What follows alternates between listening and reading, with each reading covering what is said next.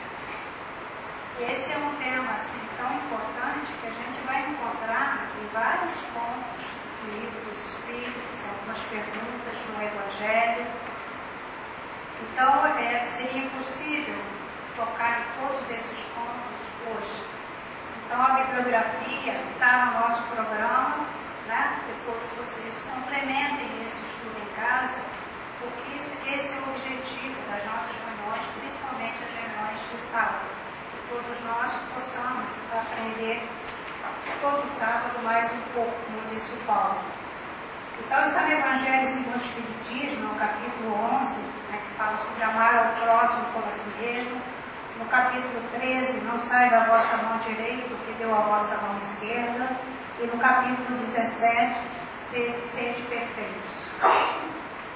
Então, as virtudes são atributos da alma que o homem vai desenvolvendo à medida que ele vai evoluindo em conhecimentos ou em sabedoria. Se a gente for no dicionário, a gente vai ver que virtude é o hábito de praticar o bem, o que é justo, o conjunto de todas as boas qualidades morais.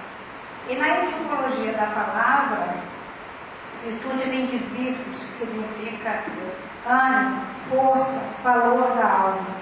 Então, com isso a gente percebe que isso realmente está, vamos dizer assim, desde que o Espírito foi criado, ele tem dentro dele todas essas potencialidades de desenvolvimento das virtudes, que à medida que ele vai evoluindo, né, nesse nosso título, talvez uma palavra que não se encaixa bem ou conquista, porque na realidade, à medida que ele vai evoluindo em conhecimento, ele vai conquistando de dentro dele mesmo essas virtudes.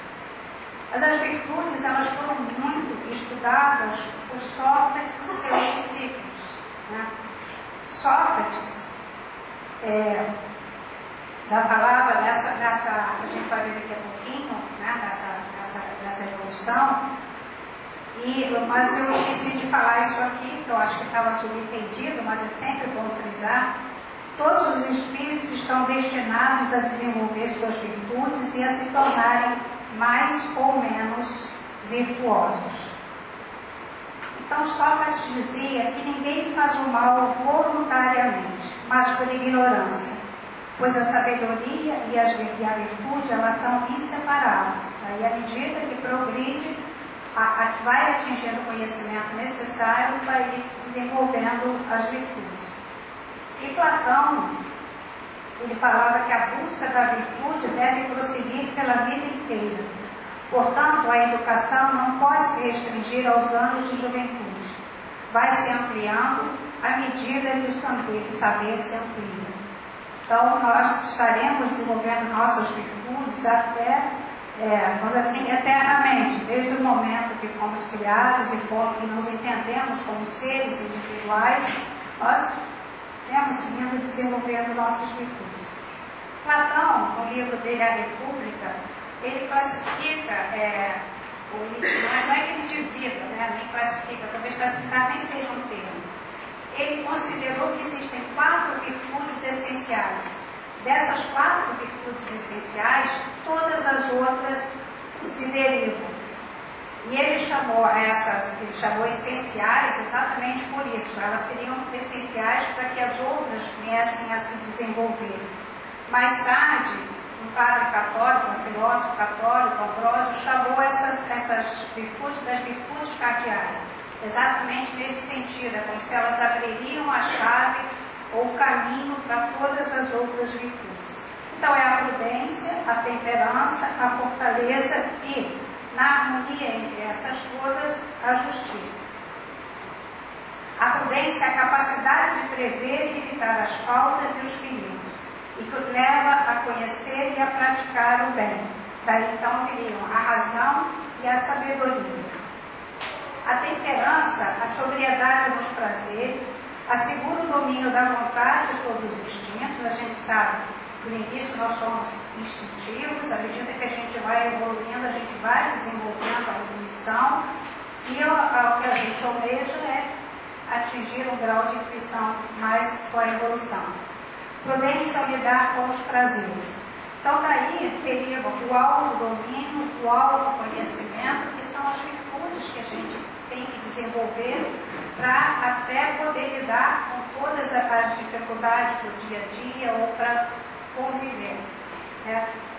E é a partir desse autodomínio, desse autoconhecimento, que a gente combate aquilo que são considerados o oposto das virtudes, que são os vícios.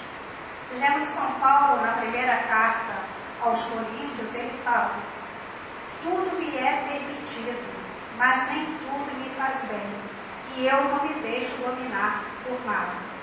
Então, assim, essa frase, na verdade, ela define, né, como deve ser o nosso comportamento no nosso dia a dia.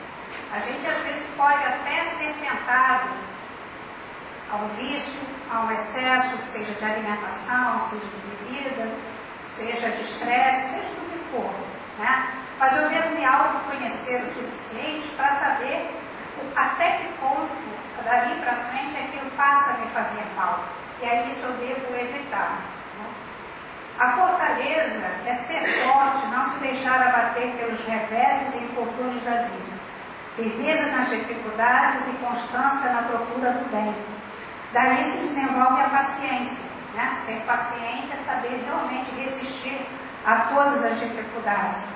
E a valentia, segundo Platão, não é a valentia de brigar, de ser briguento ou não briguento, mas aquela valentia que a gente tem dentro de nós, que nos dá resistência, que nos faz ser valente frente às dificuldades, frente aos reveses da vida.